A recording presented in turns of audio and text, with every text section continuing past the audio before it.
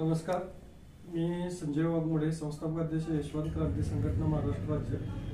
आज खरं तर आमच्या घरी ते आपले यशवंत क्रांती संघटनेची केरली शाखा आहे, तालुका करवीर येथील जगन्नाथ माने आणि दुसरं नाव सूरज माने यांच्या मेंढरांच्या तळावर काही दिवसापूर्वी हल्ला झाला होता।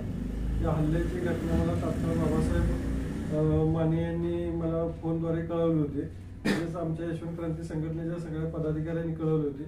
मला घटना समजले मी तात्काळ घटनास्थळी जाऊन त्या घटनेच्या वन अधिकारी आणि पशुसंवर्धन अधिकारी यांना पंचनामा करण्याची विनंती केली होती।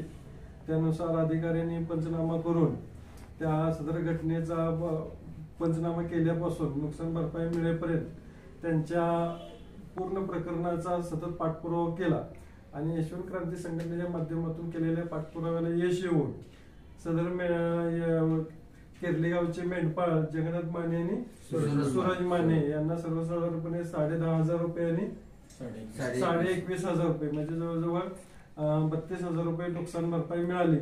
ते आज खरं तर एवढी रात्र झाली यायची काही गरज नव्हती, तरी पण ते मेंढपाळ आमच्या घरापर्यंत येऊन आता रात्रीचे मेंढर त्यांचे रानात दुसऱ्याजवळ ठेवून सगळे मला भेटायला आले। त्याबद्दल त्यांचं खरं तर आभार।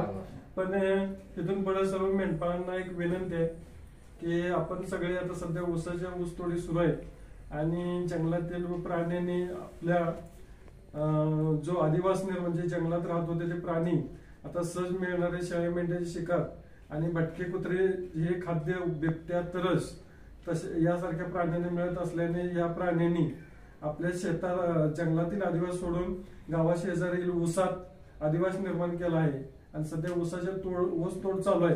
तरी शेळ्या मेंढ्या मेंढपाळधारकांनी शेतकऱ्यांनी याची सावधगिरी बाळगावी, कारण एखाद्या ऊसाला तोड लागली आणि त्याच ऊसात जर तो प्राणी असेल तर तो दिवसा सुद्धा निघू शकतो आणि एखाद्या प्राण्या माणसावर किंवा त्याच्या शेळ्या मेंढ्यावर हल्ला होऊ शकतो।